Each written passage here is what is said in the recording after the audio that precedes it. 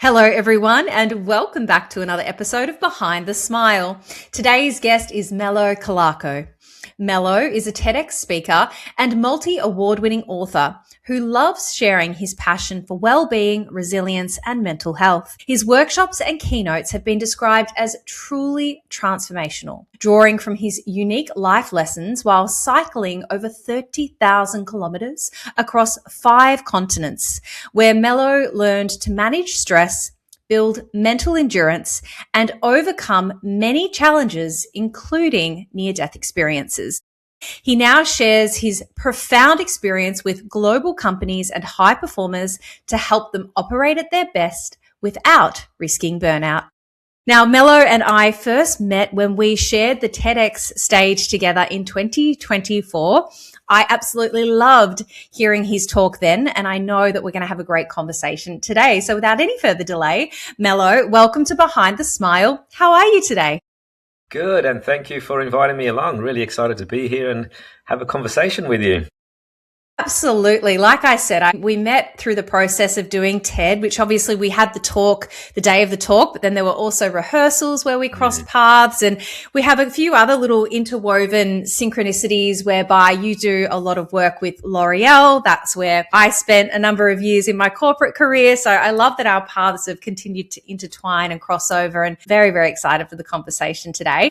Melo, to kick things off, we do start by asking some nice, easy questions to help our audience get to know a little bit more about who you really are. So could we please start with, where do you live? What does an average day look like? And what do you do for fun? Awesome. Yeah, great questions. So I live on the Mornington Peninsula, actually Mount Eliza in the Mornington Peninsula. It's a beautiful part of Victoria. For those that don't know it, it's full of wineries and cool beaches, and I have a sweeping views out my window of the whole peninsula down the spine. I actually feel really spoiled because I have a sunrise and a sunset on my balcony. Wow. Which is amazing. How beautiful. I've never had that before. It's amazing. So it's beautiful. So I live out here. I have a lovely dog named Coda. I take him for a morning walk every day. So what does a typical day look like? I don't really have typical days because there's a lot of variety in the work that I do. I'm often traveling, doing keynote talks and things, but let's just go with today as a typical day. And I was just thinking about it before, so we're having a quick chat. So I started off today with a meditation like I always do. Took Coda for a nice walk. After that, a little healthy breakfast, and then raced one of my daughters to the horses to go ride the horses and feed the horses and rug the horses because it's raining here today. And then straight after that, I came back. Actually, I had a bit of a tight window to get back for another podcast that I was actually guesting on. That was pretty tight. And then after that, a quick haircut. So I had a haircut for you today, Ash. Say, your hair's looking fresh. It looks great. So the previous podcast didn't get that. Actually, they didn't get it. You saved it for us. Well, thank you, Melo. Exactly. And then after you, I have, after this session, I have a seminar I'm running, a virtual webinar for a large insurance company, and then jumping in the car to pick up my daughter again, heading back to the horses again, to walk the dog while she's riding the horse. So when I think about it and saying it out loud, I think I spend most of my days and time chasing dogs, horses, kids around the peninsula, and a little bit in between. Some work somewhere fits in there somehow. That sounds like a pretty nice balance to me. Yes. Tell me, where do you find time for fun, and what does that look like? Fun, yeah. I was thinking about fun actually recently. I was chatting with somebody else, a good friend of mine, Dale Sidebottom, who has a book called All About Play. And I don't know, I think when you're in this sort of busy and corporate world, and for myself also immersing myself in corporate, sometimes we forget to have fun. So I make sure I make a point of it every day, and he always reminds me. Dale is a great friend of mine. So having fun myself could be in the form of just heading outdoors and hiking and doing outdoors activities. I love hiking, walking, surfing, being out in nature. But also one of my daughters, my youngest daughter, she's 13, she loves board games, just loves them. Like always has, like from a kid, always has. Yes. So any time she says, do you want to play a board game? I always say yes. So yes. Whatever that is. Yeah. So sometimes we forget to play and have fun. So, and it's easy to say, oh, I'm too busy or I'm too tired, I can't be bothered, all those sort of things. But I always say yes. So, playing board games, hanging out with the daughters, all those things is a great way to have fun. You make such a good point, which reminds me, I have a friend who lives in Germany, and her and I, we've known each other since we were about 8 years old. And because we only see each other a couple of times a year, it's quite funny when we get back together, we partly revert back to that child self, and we always do things like go to theme parks together or play board games with our husbands. Like there's a lot of play in that, but it's interesting that on a day-to-day basis, we don't think to incorporate that. And I know for me, I think part of the transition from childhood to adulthood, because it involved alcohol for me, I think that fun became going out and drinking. And so then, in this later stage of my life, I've removed the drinking element, but it's like you've then got to find that what does the new version of fun look like? And you've just reminded me how much I love a board game. So thank you for that. Awesome. Yeah, don't forget to play. So important. All right, Melo. Well, I've asked you to bring in a photo today. Now, this is a photo from a time in your life where you were hiding behind a smile. So you were presenting one version of yourself externally, but internally, things might have looked a little different. Now, I'm going to bring the photo up on the screen for those who are watching along today. But if you are listening, Melo, could you please describe for our audience what is the photo that we're looking at right now on the screen and what was really going on for you at that time in your life? Sure. And this is probably quite unique in a way because you were there when that photo happened, actually. So the photo is on the TEDx audition stage. So for us to enter for the TEDx, we had to do an audition and do a pitch there. So the photo is me probably holding a microphone and smiling and sharing my talk there. So what's going on behind this, although I'm smiling probably quite, loudly on the photo, was the night before this particular pitch. So just to illustrate for the listeners there, so to enter the TEDx arena there, we all had to do a 2-minute pitch and we all had to jump on stage. And I think there was about 60 of us on that day doing that. Quite nerve-wracking, jumping in there, even though I'm a public speaker, I do lots of talks, but it was a 2-minute speech in front of about 100 odd people there. And I was all ready for it, had a few rehearsals, had a few dry runs. But unfortunately, the night before the pitch, I actually got some really sad news that one of my good friends and mentors and an older fellow in my life, and he's a mentor for many people, he's a really beautiful man. He was killed in a bike accident tragically the night before. So a freak accident, and he was helicopter lifted and died. So I had that news the night before the audition, and this guy is a beautiful man, does a lot of work for charity. Actually, it was a charity ride that he was on. He was actually, ironically, on a charity ride supporting other people, and he passed away. And so I made the decision, do I go to do the talk or not do the talk, or what should I do? And I know that this particular fellow loves TEDx talks, actually. I know that he used to share with me many TEDx talks to watch. So in a way, I was doing it for him too, to get up on stage. But I do remember getting on stage, ready for my 2-minute pitch. For the first minute, I wasn't even there. I wasn't even present. My mind was thinking about him, and I was, very hurting inside, almost crying inside, and it really affecting me. And it wasn't until about maybe halfway through the talk, about the minute mark, that I locked into somebody in the audience, and she was smiling because I was, I was sharing a story about Africa and the kids in Rwanda or something.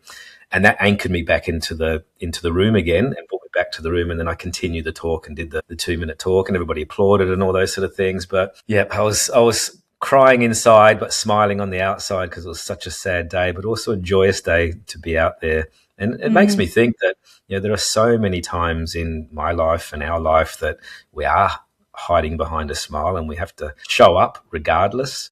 Yes, without a doubt. I'm writing my memoir at the moment. Yesterday, I was just finishing the chapter around where the inspiration for the name of this podcast came from. And it was very much a conversation with somebody I was having that, this concept of hiding behind a smile doesn't just apply to people who are going through addiction troubles or mental health troubles. I truly think that we live in a society that has conditioned us to suit up, shut up, get on with things, and particularly around grief. I don't think we particularly manage that very well in our culture, in a Western culture. And so we're constantly repressing. And, you and I both know that emotions are energy and that they need to move through the body to be effectively processed so that we can move through life. But unfortunately, these days, we just don't seem to have the space to do so. And I think it's really important to understand where there's a time and place, because it's not necessarily appropriate to, for instance, using your example, That was a huge opportunity for you. And to your point, your mentor would have wanted you to be there. And so in a moment, I'd love for you to talk through how you actually managed to get on the stage that day and deliver that talk. But even so, knowing when are my moments where I can actually carve out space to process what I'm moving through, and then where are the moments that I need to show up, whether that's because I'm a parent, a colleague, a friend, whatever it is. Unfortunately, we can't just switch off life just when hard things happen. How do you move through adversity? What helps you in those moments?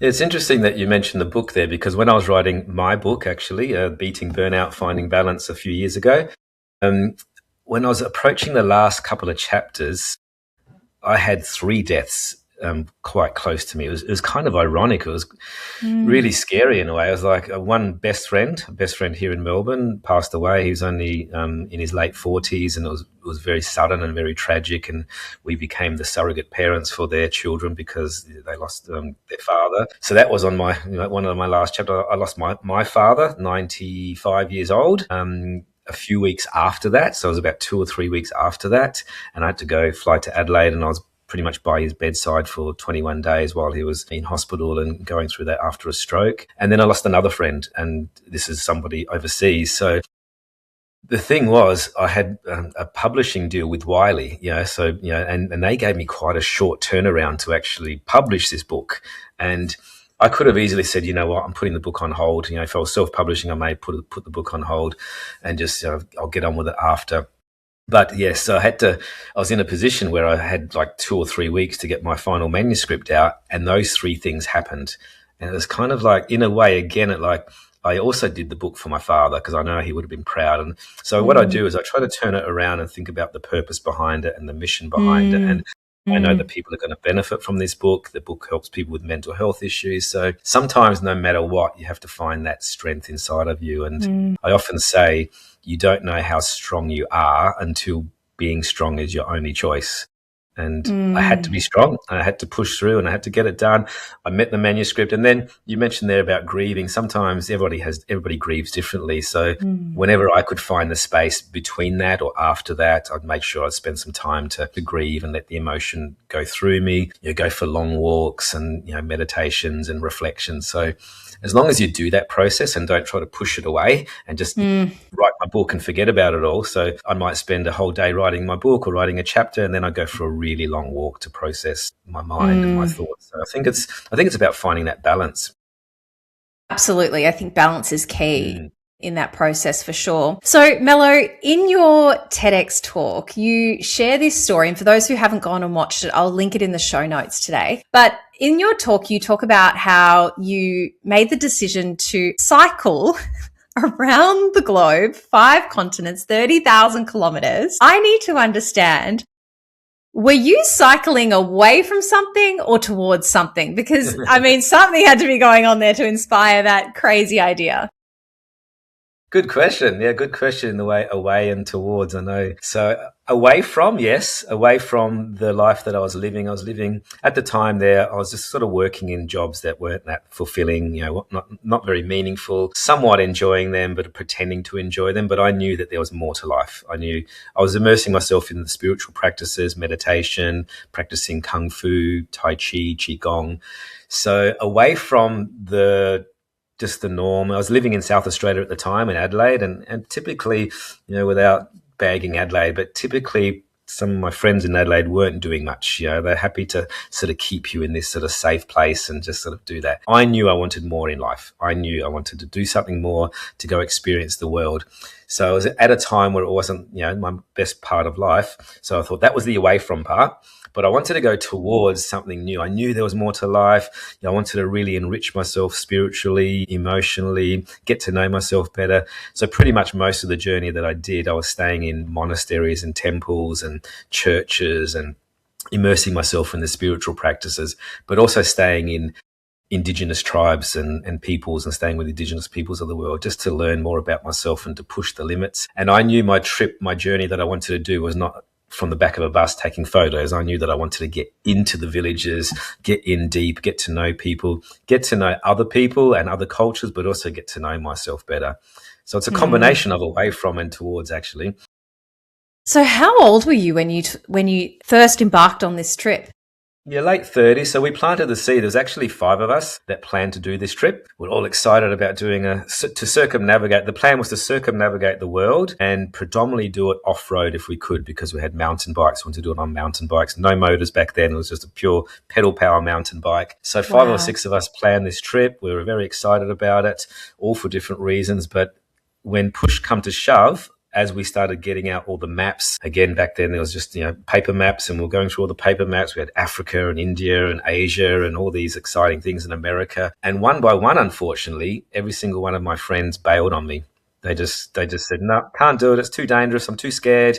I'm not sure about this. So I was in that position right then to make a decision. Do I also bail like my friends, or do I actually do it alone and do it solo? So I went for the latter, and I'm so glad I did, because I could do what I wanted to do at my pace, and it was my journey. And to be honest, I was very rarely alone, because I met so many people on the trip and stayed with families, and Mm. hospitality was amazing. So And yeah, it how was long were you, like, how long did that whole trip take? about 2.5 to 3 years of the cycling trekking part. So that was just going through, and I had all sorts of crazy stories. I've mentioned in the TEDx, machine guns in my ribs and knives to my throats and all sorts of crazy things that happened. Again, I learned how to rise above adversity and get through all those challenges there. But then I actually did meet my wife in Africa. So after the 2.5, 3 years there, I met my wife on the back of a truck in Africa, because there was an area that we had to cross through the Western Sahara, and I had to throw my bike on the back of a truck. And I cut a long story short, she was a guide, and she was working on this truck there, and we met each other there, and then we ended up traveling together for another couple of years. So all in all, I think I was away from Australia for about 8 years, and came back some years later.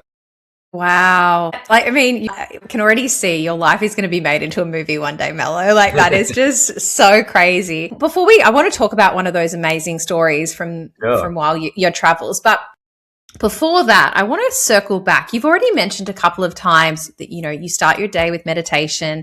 Even at that sort of younger age, you were exploring different modalities and enhancing your spiritual life. Where was the seed for that first planted?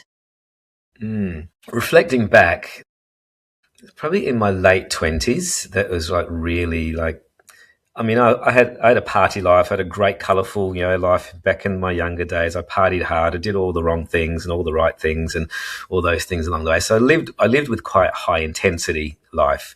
And then I had a bit of a turning point in my late 20s, where a friend of mine actually said to join his kung fu class. Bumped into him at a video store, Blockbusters back then, was down the aisle, and he said, come and join this Kung Fu class. And I went to join the Kung Fu class, and I loved it. So just fell in love with the physicality of it, the movement, the spirituality part. And I very quickly learned, while immersing myself in the Kung Fu practices, that the strength of the mind was as important as the strength of the body.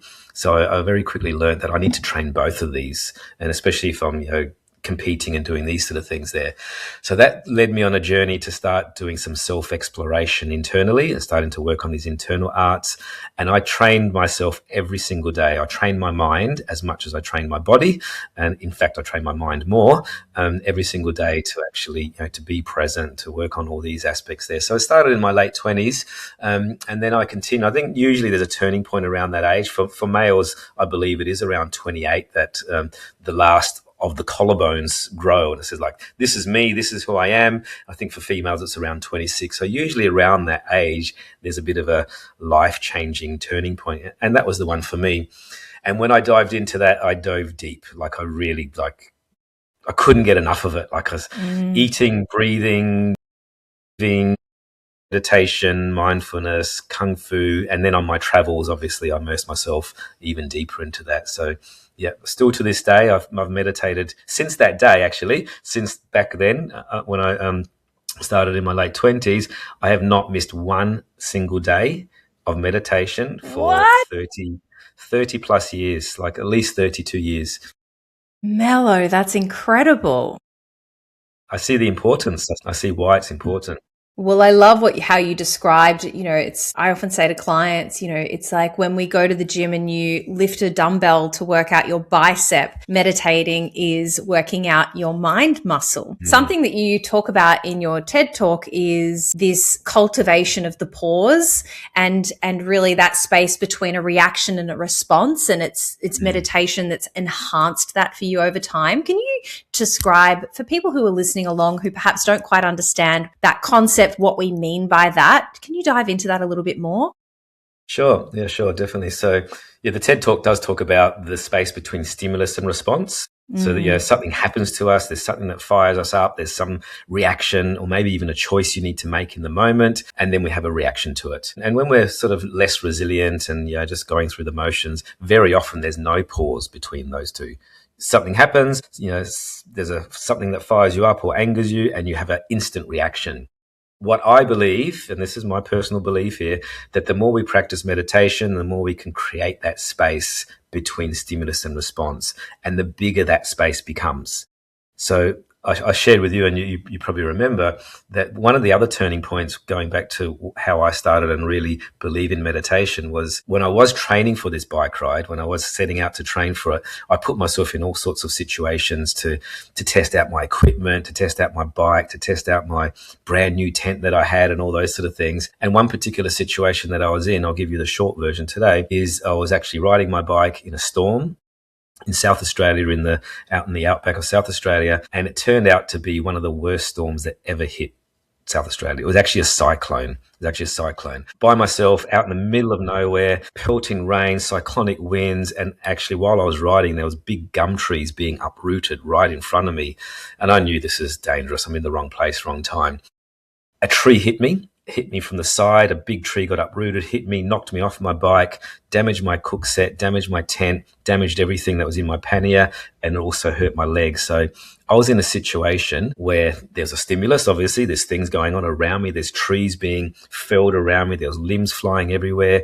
I looked at my fingers. They were turning blue. My lips were blue. I was becoming hypothermic. And I knew there was nowhere externally in this environment that I could shelter. But I did know that there was somewhere internally, my meditation practice, I knew. So I decided to go deep within. And I did remember a breathing technique that my Tai Chi master had taught me about how to raise your core temperature, and build up your core temperature, because I was becoming very cold. So I actually, again, to cut the long story short, I meditated for 12 hours. 12 hours from dusk when it happened. I had to find shelter all the way through to dawn. And to be honest, even though there was like trees going on around me, the storm was going on crazy around me, I felt totally safe, totally calm, totally in this sort of sanctuary within myself. And then I woke up in the morning and made my way. And that moment in time made me believe that no matter what goes on around you in this stimulating world, you've always got the resources inside of you, no matter what, to get through that situation. You just have to find it. You just tap into it. Absolutely. Like our minds are so powerful. And whenever I meet someone who has a meditation practice that they're really committed to, there's an energy about them. There's a calmness about them. And like you said, that's always internal. It doesn't matter what's happening on the outside, but it's almost like it gives you the ability to be able to handle life on life's terms, whatever life throws at you, because we all experience hardship throughout our lives, but our ability to handle that in real time, if you have a meditation practice, it's like you have a much more solid foundation that you can stand in as you deal with weathering the storms. A literal storm in your case. A literal storm. Exactly. That gives you the space. That gives you the space to make the decision, to make the right decision, to move through that. And so after this huge journey, you meet your wife towards the end of your trip, you continue your travels, and then you come back to Australia. I wonder, was there a sense of what now? Who am I now? Because I imagine a huge part of your identity would have been tied up in this adventurer, this explorer. Like, how did you navigate those next steps? It was actually quite interesting because it was a big adventure. Obviously, there's always the next place, the next destination, going through Africa, India, Asia. And a fair bit of that afterwards was with my wife. So we did that together. And what was really weird when we stopped, actually, we started actually back in Geneva because my wife's Swiss. So we stopped in Geneva and we stayed there. And it was really strange when we sat in a real bathroom and we were brushing our teeth together, looking, because typically we're living in tents or backpackers and whatever it was, brushing our teeth together, and we looked at each other and said, is this it? Like, this is life? Like a normal bathroom and, getting normal jobs and all those sort of things. We struggled with that, to be honest. We actually struggled because there's always the next thing. But deep down, both of us, we know we like helping people. My wife studied Chinese medicine, so she's an acupuncturist and Chinese medicine herbalist. And I have the interest in the Eastern philosophies and the work that I do. But I think it was very clear from that journey that I picked up a lot of skills. I learned my lessons on the road. I went through adversity. I went through many life's challenges. I practiced the meditation practices diligently. And I knew that I had a gift to give people. And I have some skills and knowledge and techniques to share with people. So that was very clear. That was very clear once I came back to continue that. I've always helped people in the work that I've done. And it's been an evolution of my work. But now I had even more skills and had even more stories and had even more experience. Those same lessons that I learned on the road, I share in the boardrooms, I share with Fortune 500 companies. So that part was very clear. The struggle was like, what next? Like, what's next? So we have to constantly create that. So prior kids, we made sure that we had a little, adventure always booked in the calendar to make sure we went somewhere. And even with kids, once we had children, we made sure that we showed the kids at least twice a year an overseas destination, and one of them will be a developing country. So to show them that there is struggle out there. There is Africa, India, all those sort of things. And one of them will be a fun trip in Japan or Switzerland or Europe. So, keeping that adventure alive, I think, is important. Yeah, that sounds brilliant. I mean, what an incredible experience for your children to be seeing so many parts of the world from such a young age. Melo, something that I feel like I've picked up on a couple of times, something that I really relate to as well, is this idea of having goals and moving the goalpost and looking to the next thing and striving and having ambition, but also coming back to this place of contentment and understanding that resides within. And I'm really curious to know your experience on this because, as you mentioned, we both did our TEDx talk at the same time. And it was a big journey from the audition, which I'd actually forgotten about until you reminded me. Just that process alone was quite nerve-wracking, to then the number of rehearsals that we had in the lead up to it, to the actual day, which was just, we were all riding on such a high. Yes. Then there's the waiting period. Then it gets published. And then I don't know about you, but afterwards I kind of had a little bit of a come down. Like I was kind of like, and I caught myself again, which felt so ironic at the time because my whole talk was like telling people happiness is an inside out job. And yet I'd caught myself being stuck in that, it's the shiny thing over there. What was your experience like riding that wave? Yeah, similar in a way, actually. And a friend of mine who just did the TEDx Brisbane described it really well. He said to me, just beware of TEDx whiplash. Yeah. So it's like this sort of forward move, and then you got this like whiplash, and it's true because for months and months you're rehearsing, you're living it, you're breathing it. I was walking my dog, rehearsing my talk, all those things. Everything's sort of going there, and then yes, you get on stage, you do the audition, then you get the gig, you do that, and all the adrenaline that goes with that. And then like the week after, I thought, I don't need to audition. I don't need to rehearse anymore. Like now what? I've got a clear mind. I don't need to remember my speech anymore. So there's definitely a lag. There's definitely a lag after that. And I think that's common with a lot of goals. Same as when I was writing my book, there was a big build up to writing the book, doing all the chapters, and it takes up so much of your headspace and your mind because you want to give it everything. But then when the book's actually finished and it's to the editors and the publishers, it's like, now what? Yeah. So my take on that is like keep creating the next in a way. Like I always usually set myself a bit of a hard goal, like something that's a little bit sort of a bit of above. So the TEDx was one, even though I've been doing a fair bit of corporate speaking, but it's different because it's more performative. The book was another, and then typically I always set myself a physical goal, a mental goal. So for example, one year I made the goal to swim in the ocean every single day for 365 days. Which was awesome. It was awesome in summer. Like it was great summer, totally. But then I did it every day, no matter what. And sometimes I'm traveling, so it's hard to find a body of water. So I let myself be kind, and it might be a river or it might even be a swimming pool if I needed to. So if I was in the country, it'd be on the Murray River or even overseas. So, but that hard goal I lived by, and I did it. So I did it every single day. So achieved it, tick, and then I sort of, let's say, okay, what's the next hard thing? This year, it's quite simple actually. All I'm doing is actually doing 27 push-ups a day. That's it. 27 push-ups a day. A lot of people ask why 27, and typically it goes by the you probably know yourself, like doing something for 10,000 hours. Actually, a monk friend of mine, Buddhist monk friend of mine, he explains too that doing something for 10,000 hours, doing 10,000 hours of meditation, gives you mastery. So I just chose the number 27 because I don't really like round numbers, 10s and 30s. So I went for 27. So by the end of the year, that means I've done 10,000 push-ups. So that's sort of I love goal. That.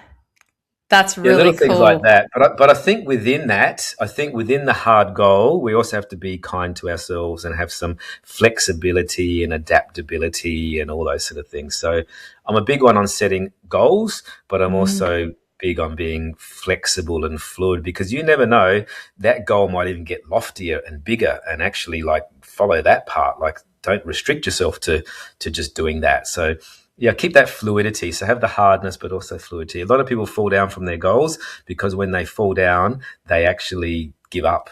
It's like you hit the fuck it button. That's that was, oh well. It's the same with dieting. It's the same with people who are trying to get sober at the start of the year. Oh, I had a slip. Oh well, I'll go back to drinking now. It's like no. I love that idea of having flexibility, having compassion. But where do you think the line is? Because I think for, I'm just thinking of my audience right now and people listening along who maybe have really struggled to stick at the thing. Yeah. Where is the line of like being kind to yourself or not being tough enough? Yeah, it is a hard one. I have one client actually at the moment that's actually going through this at the moment. He's a very successful business owner, running a multi-million-dollar business. And occasionally he goes on these benders and, these things there where he drinks too much and takes some drugs and things like that. And it sets him back for another 2 weeks. And then he gets back on again. He gets driven there. So the work that I'm doing with him is basically more around like recognizing obviously the triggers, what triggers it. And we discovered that the triggers are not only are they like when he's feeling busy and stressed, but it's also when he's celebrating a win in business. That's a big one. Yeah, there's multiple triggers that actually do it. But what we've been working on really interestingly is I'm combining a bit of meditation and mindfulness and also standing meditation. And I'm also combining some Eastern philosophies, which actually strengthens the kidneys, which then in turn strengthens your willpower. So we're actually working on his willpower disguised as Eastern, Western medicine all together there. And now it's got to the point now that he's actually catching it early enough that before he does, go through this whole weekend binge and bend, he's actually questioning it. He's now starting to turn towards it. So the work that I do is actually to start turn towards yourself and start turning towards what actually is happening, and then asking a few simple questions. And we've redefined his values. We've sort of sat with that, and his values are loyalty and his values are strength and all these sort of things. But is he loyal to himself if he's going to do these things? So it's a matter of like questioning that. So I think that's really powerful work there. So I think it is a matter of like internalizing it, getting to know it, like catching it. Like anything, I always say you can't change what you don't notice. %. Like the first step to change is awareness. It's like the first thing I say to clients. I'm like, we need to be honest and aware of what's going on. And then from there, you can create change. Let's talk more about these Eastern philosophies, because I know that they very much influence your life and it sounds like your coaching as well, which I just love. Tell me, for somebody assuming they have no knowledge of what we mean when we're talking about Eastern philosophies or Chinese medicine, like what are we talking about here? Yeah, sure. And I love this because usually in the corporate work that I do, I can't really talk about meridians and all this sort of stuff. Even though I teach it anyway. You're not coming back, Melo. Exactly. What's the on about chakras and meridians and chi and prana and all that sort of stuff? But it's quite refreshing in a way to what I do in the work that I do, basically, like from my deep understanding of Eastern philosophies, whether that's, Japanese or Vedic medicine or Ayurvedic medicine or Buddhist practices or Chinese medicine. There's a deep rooted seed there, which is like 2,000 years old, like they're ancient wisdoms that have been there forever. So I've immersed myself for 30 years in those practices, practicing Qigong, Tai Chi, the martial arts, the deep meditation practices. But also at the same time, I've worked over the last 25 plus years in psychiatric clinics. I work in 4 mental health clinics, and I work, across corporate companies, and I have that Western medical knowledge also. My goal in the work that I do is to simplify both of those and put it right in the middle so it's accessible to everybody. And regardless of the language, so if I'm working with a corporate person, for example, a CEO, if I'm coaching a CEO, I don't even use the word meditation, because they'll be like, but I'll use the word focus or attention training or performance, and they want that. They want, even though you're still doing a meditation, we don't call it that. We just call it attention training. And then there's a lot of people that I work with, and I work with many yoga instructors also, and then we go that whole Eastern route and jump into there. So that's when we start talking about chi, being energy, or prana in Vedic medicine, or ki in Japanese. Regardless of what you call it, it's internal energy. Name it whatever you want: bioelectricity, ki, chi, prana. And I do a lot of work with that, even though I don't always name it and label it. So there's one particular client that comes to mind, that she's actually a famous opera singer, world famous opera singer. And she came to me with anxiety. She was struggling with a lot of anxiety in her older years. And I started working with her, and I taught her some Qigong practices. So for those that don't know what Qigong is actually a standing meditation type practice. And you do movements in coordination with your breath. And you typically do diaphragmatic breathing, so you're breathing deeper into the belly. And luckily, this opera singer, she had already learned diaphragmatic breathing, so she was a master at that singing. So she had that part down pat. But I taught her some movements to harmonize the liver, actually, because the anxiety in Chinese medicine, the liver is associated with anxiety and frustration. And it was really amazing. I taught her 2 or 3 movements, and she did them every single day. And by the way, this particular lady had been through endocrinologists, neurologists, you name the specialist, she'd been there because of her anxiety, and she was having really bad, high anxiety. Doctors were floored. They didn't know what to do. They sort of gave up. I don't know what to do exactly. But after 3 weeks of doing these practices, she went back to her doctors, had all the observations tested, and everything went to homeostasis. Everything. That is incredible. Like, it blew me away. Like, it went back, like, so all her observations. So whatever we're teaching from the Eastern philosophy is not actually labeling what it was. I just said, do this homework, and she did it. Everything went to normal. And the most interesting thing was, she couldn't connect the tongue to the tip of her palate of her mouth. So in Qigong practice, because when she was a child, she was tongue-tied and actually cut the tip of her tongue a little bit. So it's essentially a muscle, right? So I taught her how to do that. And I said, when you're doing these practices, we want to internalize the movement. And this actually creates an internal channel and chamber for the breath and the energy to move through. She did that. And honestly, by doing that and getting the tongue to the roof of the mouth, it just created this whole internal shift in her, and measurable in observation. So absolutely blows me away. Like, it really does. And another client that comes to mind was a client, also a very successful entrepreneur.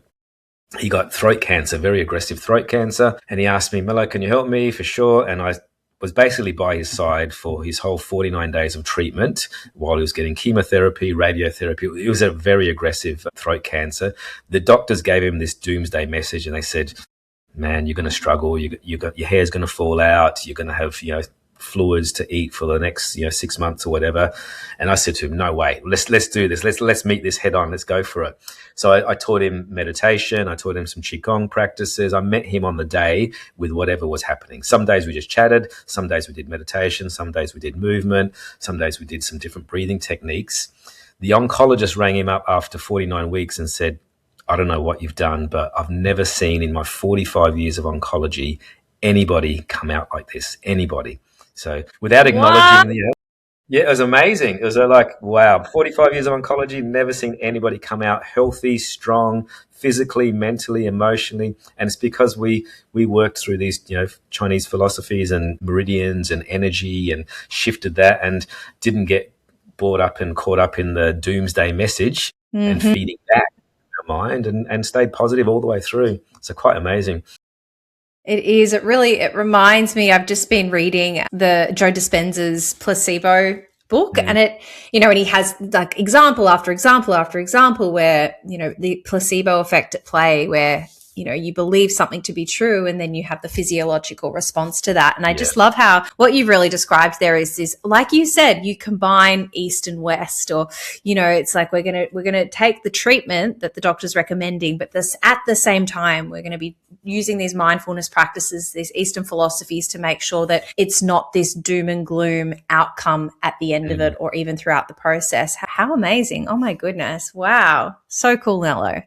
And it's all about, and about this being a yoga instructor, it's all about that mind-body connection and really working with that. And sometimes it's more body that you need to actually move. So another client that comes to mind is also a barrister that I've been working with, and I was doing Zoom calls with him, doing Zoom coaching, and I wasn't really getting anywhere. Like, he wasn't giving me much. Like, he was holding back. Very successful barrister.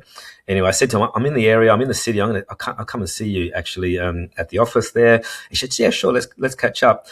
And it turned out he had a sore neck that day and a sore shoulder. And I said, I can release it. I've done some body work before. And you know what? I started sort of working his neck, and I was working the meridians. I was working the Chinese medicine meridians, like acupuncture meridians. And I just hit a spot on the small intestine channel on the back of his scapula. And he just exploded 10 years of stuff. He just like talked and talked and talked and talked and talked. And my wife and, divorce and all this, and just kept talking. I never got that from a Zoom session. I couldn't get it. And he just kept going and going. It went for about 40 minutes, honestly. He just kept talking. Wow. And then he said, I feel so much better. I feel, because he just offloaded, 2 decades worth of stuff, but I needed to actually access it, and through his body.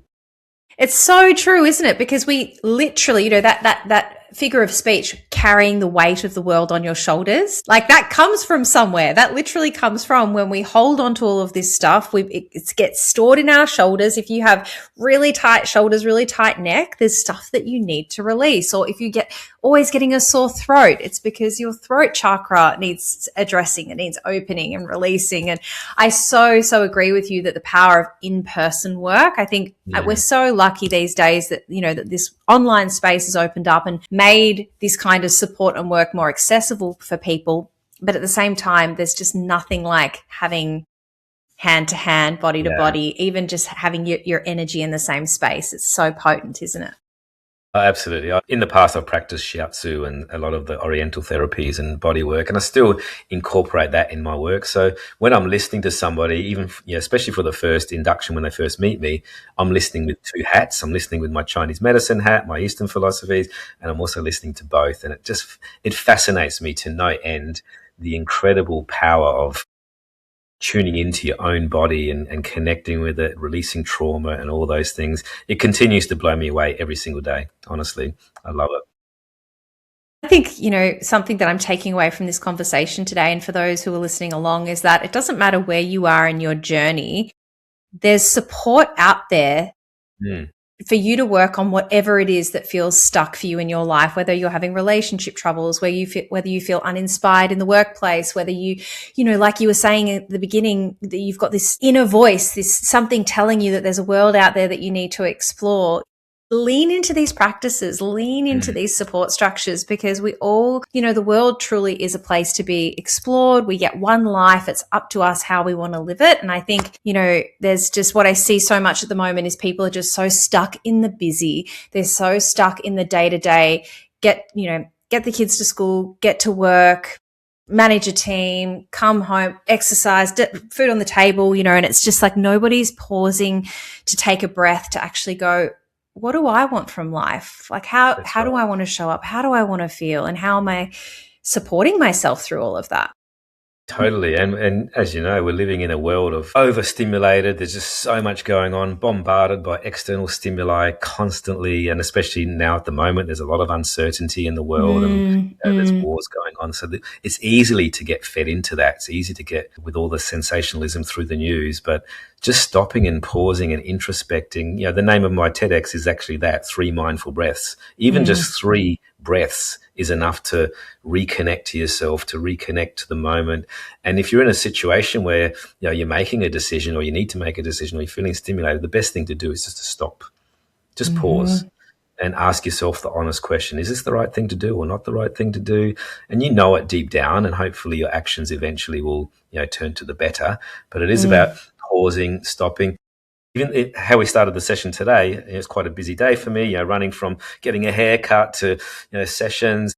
Every single time before I'm about to do something, so say, for example, before this podcast, I stopped, I paused, I did 90 seconds or 2 minutes of just breath work and meditation, recentered myself. After this, after your session, I've then got a seminar, a workshop that I'm running for a large financial institution, insurance company. I'll do the same again. I'll stop, pause, become present. So these little micro moments of presence bring me back to myself, bring me back to my values, bring me back to the present moment, anchor me back into myself.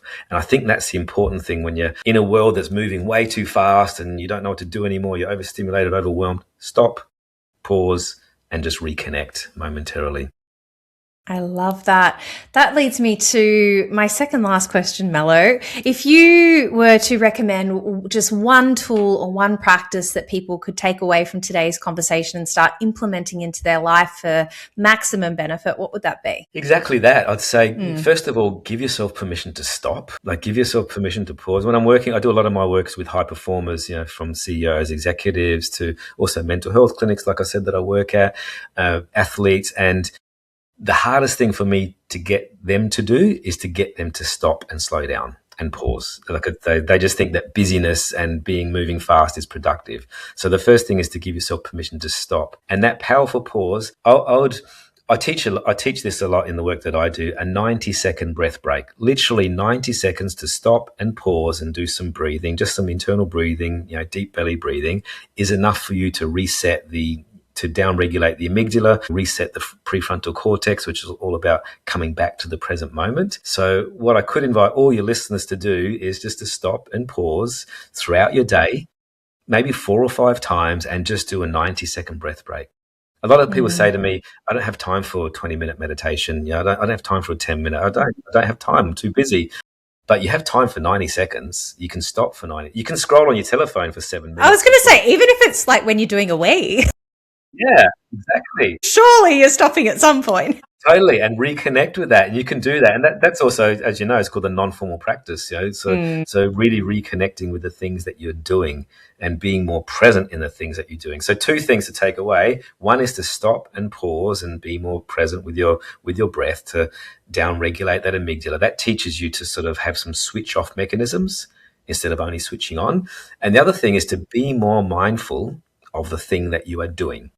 So if you are washing your hair, if you are brushing your teeth, if you're going for a walk, if you're listening to somebody, if you're driving, all of these things are moments to bring mindfulness back into your day.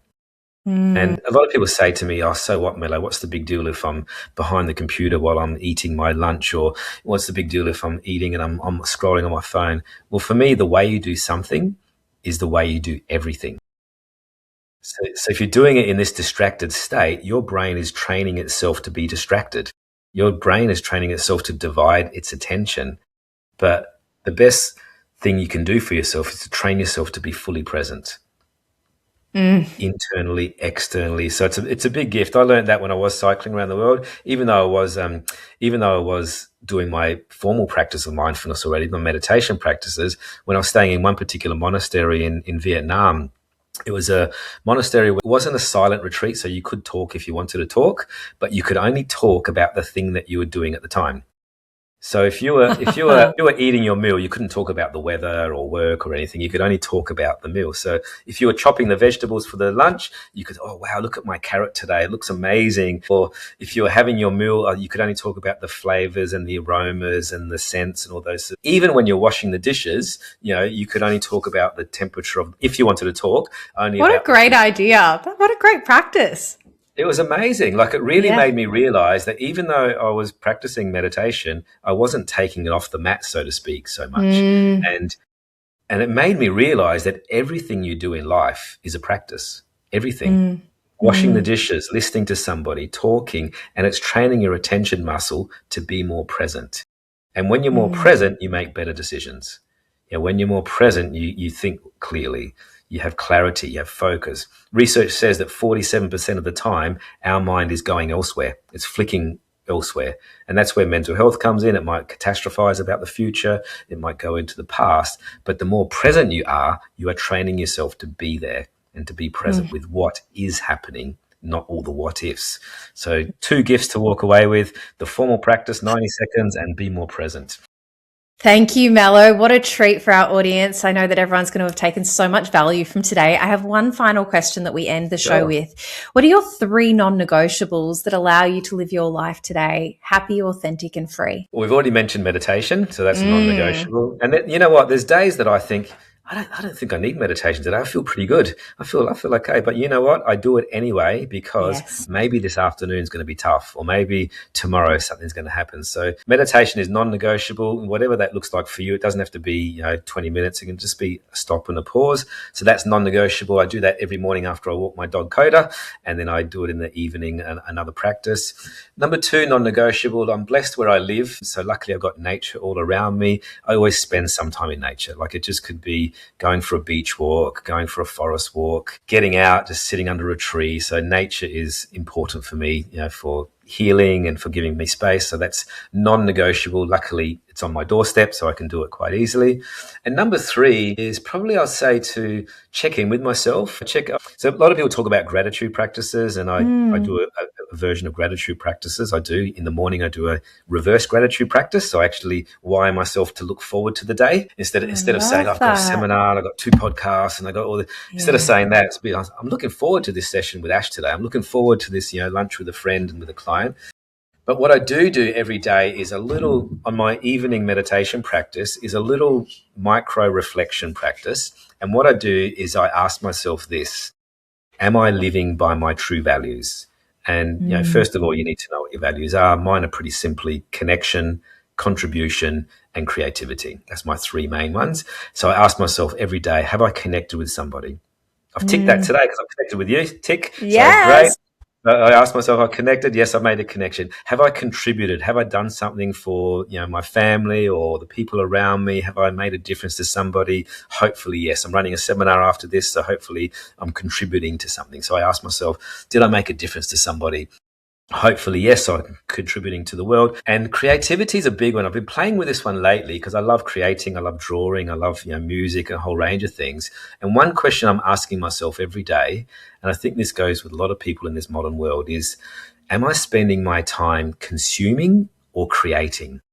Because it's so easy just to consume information. You jump on a scroll and you watch other people's creativity. So I make sure that I make it a rule that at least 80% of my day is creating. Creating new presentations, creating new things, and I allow myself 20% to consume. So I'm allowed to listen to a podcast or watch a YouTube clip. So getting back to the question of my non-negotiables is getting back to asking myself, am I living my true values every single day? Am I creating, connecting, and contributing every single day? I absolutely love that, Melo. Thank you for leaving us with even more pearls of wisdom. We say here on Behind the Smile that when we recover loudly, no one need suffer in silence. So I cannot thank you enough for your time today, and I'll make sure that I pop all of your information in the episode show notes. Thank you. Thank you so much. Thank you. Take care. Bye. Bye.